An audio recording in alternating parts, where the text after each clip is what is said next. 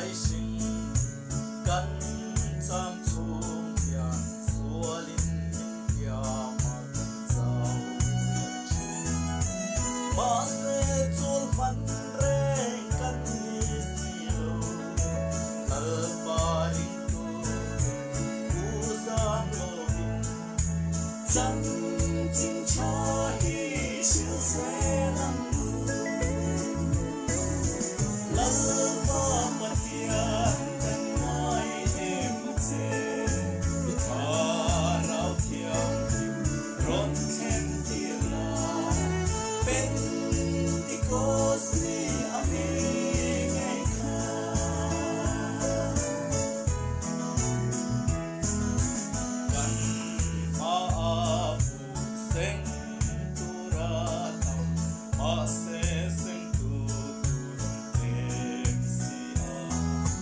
lỡ qua câu sân đê căn ni si chua cần cô phá lỡ